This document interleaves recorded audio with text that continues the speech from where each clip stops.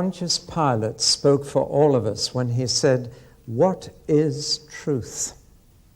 That's a question that philosophers have been teasing their minds with for centuries. It's the same question as asking, what is real? Is this desk real? Am I real? Or do I just think I'm here? Do I think this is here? What is real? What is true? That is, of course, the question we've got to ask about religion. One religion claims there is only one God. Another religion says there are 30 million gods. Another religion says there are no gods at all. Christianity says there are 3 persons in one God, which is different from all the others. The real question is not what we believe, but is it true? You can be sincerely wrong. It does matter what you believe. And Pilate had this same skepticism that many people today have. What is truth? How do we know? How do we find out? Who knows? How can you know? Actually, the answer to his question was standing 6 feet in front of him. Because Jesus said, "I am the truth." That is an extraordinary claim. And again, I want to show you why that claim is so unacceptable today. I want you to realize how difficult it is to believe that Christ is unique in the 20th century Western world. I've got to introduce you to 3 more isms. After this talk, we're finished with them. That will be a relief to you. But here are 3 important isms we've got to learn about. Number 1, rationalism. Until 300 years ago, in Europe at any rate, if you asked a person what is truth, they would have a simple answer. Truth is what God tells us. And if you asked, well, how does God tell us? They would probably have answered through the church or through the Bible. The great shift that took place at the time of the Reformation was that people began to question whether what the church said was what God was saying, and turned instead to what the Bible said. But at least they had this in common, both Catholics and Protestants at that time. The truth was what God said. If God said something, that was true, that was real. You didn't argue about it. You could either accept or reject it, but that's how truth came. It was revealed from God's mind to human beings, and you didn't argue about that. But then came a great shift in human thinking about 300 years ago. We call it the Enlightenment. I'm not sure that it wasn't a step into the dark, actually, but the switch was this. Truth is no longer what God tells us, but what we find out for ourselves. To put it simply, human reason replaced divine revelation. You no longer accepted unquestionably what the church or the Bible taught. You thought it through for yourself. You used your own common sense. Truth was what I think. That is the heart of rationalism. It made man self-sufficient. He could discover truth for himself. He didn't need God to help him. Man could discover it with the use of his own mind, through his own senses, which of course opened the whole field for scientific discovery. It's interesting that most of the scientists who laid the foundation of modern science still believed in God. People like Galileo, Isaac Newton, Bacon, Copernicus, all of them believed that they were thinking God's thoughts after him, but they were discovering them for themselves. And that eventually led to a new philosophy we call deism. There's another ism for you, which believes that God created the world but no longer controls it, that the world is like a watch that somebody has wound up and must go on its own way now and can't be altered. It operates according to its own laws. So while still believing in God, many of these scientists believed that God himself could not change the order of nature. And so they gave their minds to discover the laws of nature and became rather proud of their discovery and then their manipulation of nature, because all science discovers how nature operates so that we may change how it operates by using the laws of nature to manipulate nature itself.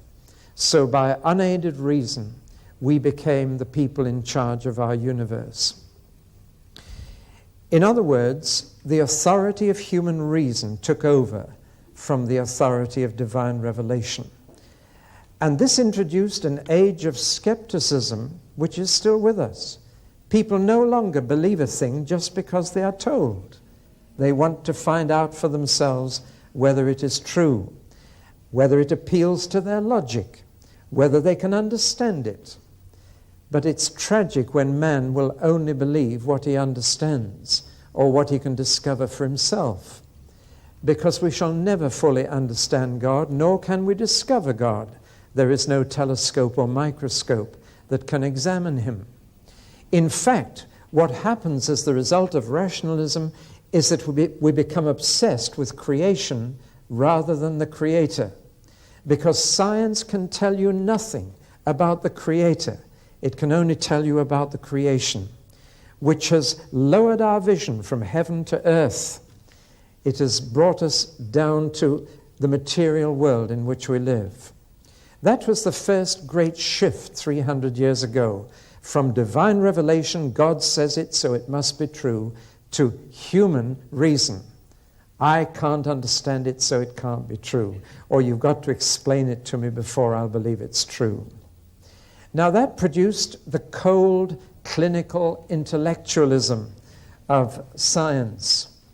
And there has also been a reaction against that into the warmth of a movement we call Romanticism, which said human beings are not only thinking creatures, but feeling creatures, and reality needs to be felt. What is true is what I feel to be true. And so there came not just a desire for a scientific explanation of things, but a desire for an experience of things, which really came to a head with the existentialist movement of our day, in which people want to feel something. They don't feel it's real unless they felt it. That is even the test some people apply to worship. It hasn't been good worship because I didn't feel anything.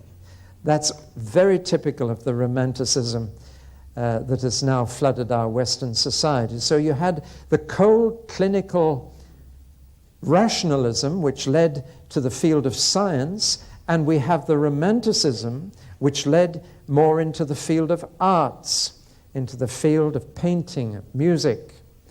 And these were to help us to feel reality. So again, people looked at the world around us and wanted to feel it. Much music has been inspired by nature. We need to feel the music. And music essentially touches us at an emotional rather than an intellectual level. If you can't understand modern art, you've understood it. Because what it is saying is, the world doesn't make sense. I look at it, and it's crazy. It's a nonsense. So if you don't understand modern art or music, you do understand it, because they are saying you can't understand it. They're saying life is a riddle, it's absurd, it's a joke. But I can feel it. So we have these two very human and subjective approaches to the question, what is truth? Rationalism says truth is what my mind can explain. Romanticism says truth is what my heart can experience. And Jesus said, I am the truth, which contradicts both of those. Because if Jesus is the truth, then truth is not inside us. It's outside us, it's in him. Whereas rationalism said the truth is inside your mind. And Romanticism says the truth is inside your heart. And so we have the scientist who explores outer space, and we have the artist who explores inner space. But they're both looking for reality, for truth. What is for real? Now, if you add together rationalism and Romanticism, you come up with the realism I wanted to talk to you about, relativism. And that is the mood of our era. In simple terms, The mood of our day is that truth is relative. It is not absolute. In simple terms, you can't be sure. You can hold an opinion, but you mustn't ever say to someone, I know the truth. You must say, this is my idea of the truth. This is my opinion. This is my understanding. This is my feeling. But then you must recognize that somebody else thinks differently and feels differently. So truth for them is different to truth for you. And all things become relative. In such an atmosphere, it is offensive to be dogmatic. To say, I know, is now offensive. To say, I think or I feel, that's okay. But to say, I know, who do you think you are? You are only saying what you think and feel. Truth is relative. I think and feel differently. And we shall only arrive at the whole truth by pooling all our different insights and aspects of the truth. That we've all got a little bit of the truth. And we need to bring it all together into one big truth. And then we might get somewhere near the truth. That's relativism. In other words, in a relativistic atmosphere in which we have to witness to Jesus Christ today, there is no such division as true and false or right and wrong. All is relative. Nothing is black and white, everything is gray. Therefore, you must never say that is wrong. Let's take an example. Islam says that God is not a father. Islam has 99 names for God, but Father is not one of them. Nor is love, interestingly enough. And the reason they say he must not be called Father is, as the Quran states, that God has no son. Yet we are here because we believe that God is a Father, because he has a son. Now, in an absolute age, one of those must be true and the other false. But in a relativist age, you can say they're both true. They're both aspects of truth. That's how Christians see truth, that's how Muslims see truth. But the real question is, which is true? What is truth? So a relativist age does not like people who say this is wrong. A relativist age says everybody's right, which of course again keeps the peace. But it means that any clear, strong preaching, this is right and that is wrong, is unacceptable in modern thinking. Therefore, the Bible is being questioned as a source of absolute truth. It is now being regarded as a record of relative truth. And the favorite phrase I keep reading today is this: the Bible is culturally conditioned. Now, what is meant by that phrase? It means it's a reliable record of how the people in that day and at that time and in that situation understood truth. But it is not necessarily truth for us today, because we live 2,000 years later and 2,000 miles away in a technological society. Therefore, we can study the Bible for relative truth and study it. It is a reliable record of what they believed then, but it is not a reliable guide to absolute truth today. It is culturally conditioned. Jesus himself was a child of his time. That is what he sincerely believed. That is what he honestly thought was true. But we can rethink in our new situation truth for us in the light of truth for him. Are you getting the picture? The serious side of this lack of true and false in belief is the lack of right and wrong in behavior. And you must have noticed that no longer are there clear moral guidelines. Let me take an example. There's a well-known bishop, whom I needn't name because you know, who was on television answering questions from school children. And one of the children, a boy of about 10 years of age, said, "Bishop, is it all right to have sex before marriage?"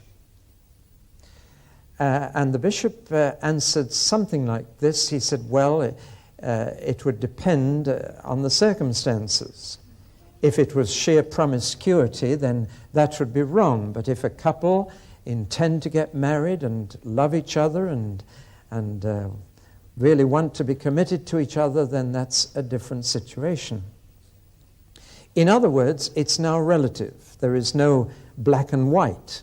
Fornication is relative. There are different types of it, and it depends on the circumstances whether it is right and wrong. And then he noticed that it was a little boy of 10 who'd asked this, and he said to the boy, "Why did you ask?" And the boy said, "Well, you don't believe in the virgin birth, so if Jesus was not born of a virgin, then Joseph and Mary must have had sex before marriage, so it's all right." It was the first time he'd realized the implications of what he'd been saying for some years. And he looked a bit shattered and then said something like this. He said, "Well, the Lord is able even to use our sin to glorify his name." In other words, he was saying Jesus was born of fornication, which is what many believe in our world today. But you see, the whole thing had become relative.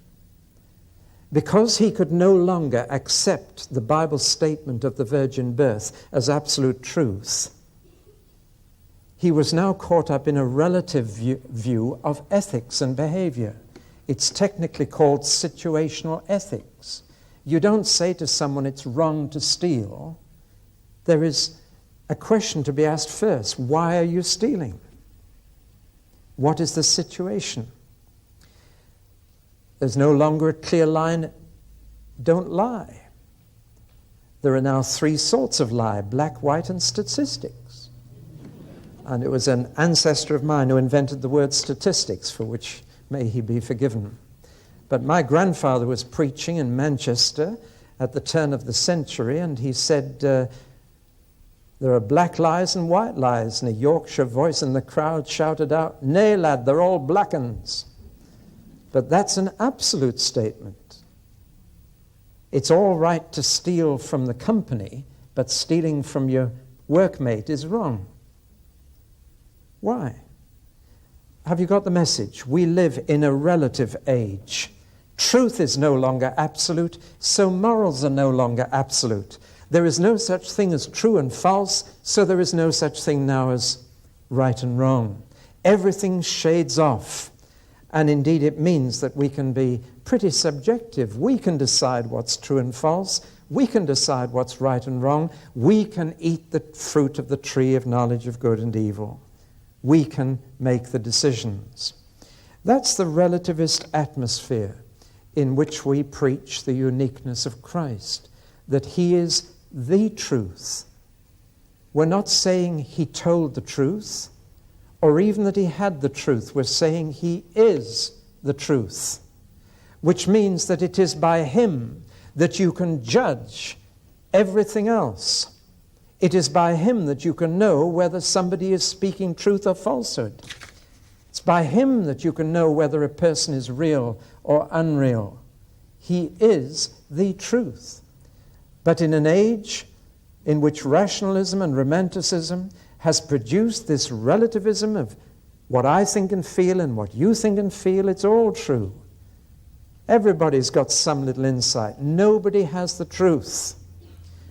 Well, certainly, as a Christian, I would not want to make what sounds like an arrogant statement, I have the truth, but what I would say is the truth has me. That's different. We do not say what we say because we believe we have the truth, but because the truth got hold of us when a person got hold of us. In a relativist age, taste and trends replace truth. And you follow the crowd. You become a chameleon. You know what a chameleon is, don't you? A chameleon, if you put it on red, it turns red. If you put it on blue, it turns blue. I'm told the way to kill a chameleon is to put it on tartan, and it bursts. I've never tried it, but so I'm told. But if we're not careful, what we're doing is we are picking up the fashion of thinking from our TV, radio, newspapers, magazines, and we're following trends in thought. And trends are changing so rapidly these days that they reckon no fashion lasts longer than 4 years. So we're going to be a bunch of chameleons unless we find the truth and stay with it. And Jesus said, that's what I am. If you find me, you've found the truth. But that is terribly offensive. Now we're going to go a little further. Jesus not only said, I am the way and the truth, he also said, I am the life. And my problem now was how many isms to include. I could have put 30 or 40. We're talking about these isms as outlooks and attitudes that capture people's lives, that give them a purpose for living. Because one of the biggest questions in life is, what is life all about? Why am I here? I've only got one chance to make the most of this life. What can I give my life to? What can be the direction or goal or purpose of my life to make the most of it? Otherwise, life is like a roundabout. You get on, you go round and round, you have a great time while you're on, but you get off exactly where you got on. And you've lost your money. So what is life all about? What could I most purposefully do with the 70 years that I've got? And here we are being bombarded with a whole lot of isms that are saying, give your life to this. This is what life is all about. And I just run through a few of them that once you have labeled them, you will recognize them while you're watching the goggle box. Now let's look at the first, hedonism. That says that the purpose of life is the pursuit of pleasure. The main goal of life is to be happy. And many people believe this. And this is the goal of their life. This is the life for them. Anything that will bring them pleasure, whether it's a trip on marijuana or a trip to Mallorca, doesn't matter. Trouble with all these trips is you have to come back again. But hedonism is one of the most widespread philosophies of our day. And of course, there are two things you need for that. Number one, health. Number two, wealth. Those are the two things you need to be happy. So you must pursue those two things with all you've got. That's why you can go to so many health shops today and pay 3 times the amount for a loaf of bread. To be healthy. We become terribly conscious of health. I remember going to the Gold Coast in Australia and seeing retired people in their 70s and even 80s jogging up and down the beach every morning in the sun. And I looked at them and I thought, why? Why are they doing this? They're doing it because health is happiness. Hang on to your health as long as you can. But why? What is the purpose? Well, to be happy as long as ever you can. And of course, it also requires, as well as health and wealth, it requires time. And since our time, most of it is out of our hands, either sleeping or working, it means we need leisure. And we must have more and more leisure in order to live, in order to enjoy ourselves. That's one ism. A second ism is existentialism. And basically this philosophy says, if you want to live, you must be in charge of your life. You must make the decisions. Whatever decision it is, at least you made it. You were king in your own life. And you decided how you were going to live and where you were going to live. I suppose a song that sums this up more than any other was Frank Sinatra's hit, I Did It My Way. And it touched a chord around the world. People who felt within their own little sphere they'd made decisions, they'd moved house, they'd been in charge of their own life, and somehow that was satisfying. The ultimate decision, of course, to make for yourself is to die. I mean to commit suicide. And there have been many, many suicides come out of this philosophy. That is the last thing I can decide to do. I did it my way. I cut my own throat. I did it my way. I was in Berlin once and heard Cliff Richard sing his own version of that song. Can't remember the words. He's forbidden by copyright to sing it here, apparently, but I wish he could. It was called I Did It His Way. And he changed all the words. And you could see the fulfillment in his face as he sang it. But existentialism says the purpose of your life is to make your own decisions, steer your own course, even if it means taking your own life, but do it your way. A third ism is conservationism. I've already touched on this in the earlier talk, but this is becoming a cause for which people are going to devote their lives to saving the whale. I remember seeing a procession of women in another country protesting about the slaughter of baby seals. They had their banners, protect the baby seals. And I know that some of them had aborted their own babies. What a crazy world we live in. Save the seals, but destroy our own. What a scale of values. But the whole environment question is becoming an obsession. And I can understand it because Christians are the only people who know that this planet Earth is not the only one there's going to be. Therefore, we do not panic, though we are concerned. But we know there is going to be a new Earth.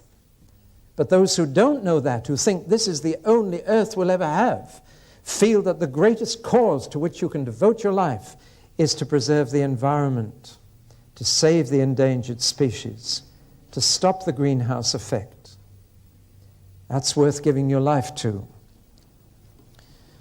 The ark, said one such person, the ark is now the earth itself. Then there is humanitarianism, the welfare of the deprived. According to this, Bob Geldof could be more fulfilled than Billy Graham. And there are those who devote their lives to the underprivileged and the exploited, the liberation of the oppressed, that here is a cause worth giving your life to give you the purpose and direction that will help you reach the end of it with satisfaction.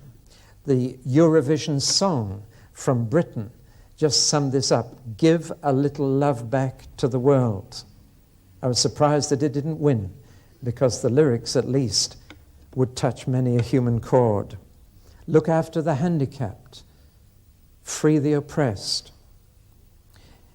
But many feel that doing that for individuals is not a big enough cause. What we need is to change the structures of society. We need not just welfare, but political change if we are going to bring the human race into the life it should have. And so we have many political isms, of which I pick out two. The two we're most familiar with in this country. There is capitalism, which says that if we're going to live the full life, we need to stimulate production. We need to capture the profit motive. We need to introduce the competitive spirit. We need to encourage individual initiative to produce the wealth that will make us all happy. At the opposite end, we have socialism, which says it's not the production of wealth that is the problem, but the distribution of it. And what we need is more control by the state to see that the wealth that is created is more equally shared out, from each according to his ability and to each according to his need. To my mind, both of these isms are totally naive about human nature. They seem to believe that human nature is basically good. Capitalism believes that once we've created the wealth, we'll all be giving it away to the needy, which doesn't seem to happen. And socialism believes that if we're all working for the state, or working therefore for the people, then we shall have more motivation to work than ever before. It's naive. What I saw in the Eastern Europe bloc tells me that that kills initiative dead. See, both isms think that human nature is basically good. If we change the structures, change the system, everything will work perfectly. That is not the truth.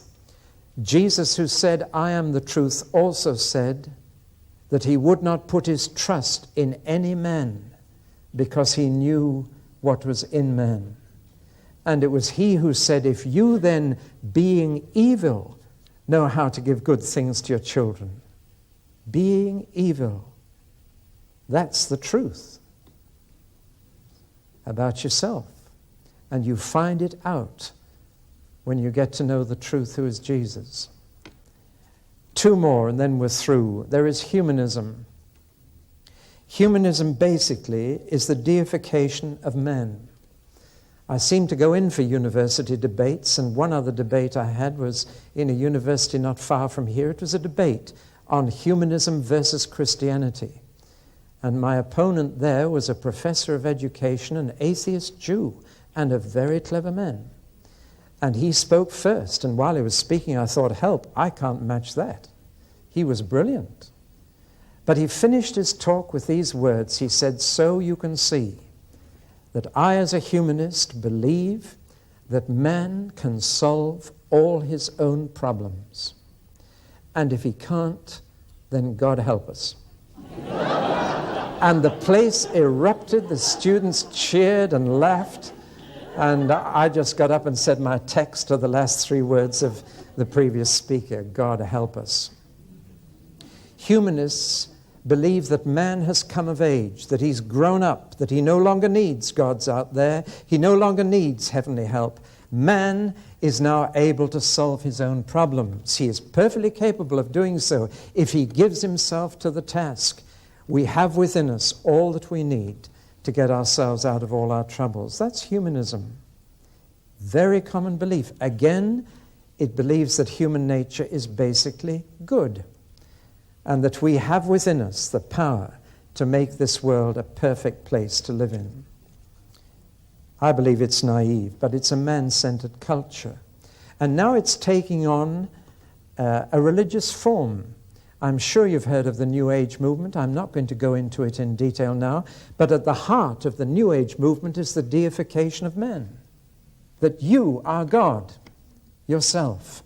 And if you'd only realize that and practice it, you'd find you can be God in the universe. And it's taking many forms at the moment. It's basically humanism in a different dress. And finally, secularism, which I've called the privatization of religion. What do I mean by that?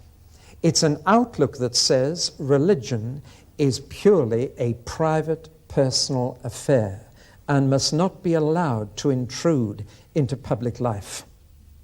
And so our public life is becoming more and more secular, which means more and more divorced from religion. I was reading a list the other day of the most godless societies in the world. And you may be shattered to know that out of 250 nations, Japan was considered the most godless, the most secular, the most irreligious. But second, out of 250, was the United Kingdom. We are the second most materialist, godless, secular society in the whole world. With all the church and chapel buildings scattered around, we are still the second most godless. We are becoming a secular society in which more and more of public life is unrelated to any religious aspect, in which the spiritual dimension, if you want to have it, then keep it as a personal hobby. Don't bring it into public life. Don't let it affect industry or politics or entertainment or sport.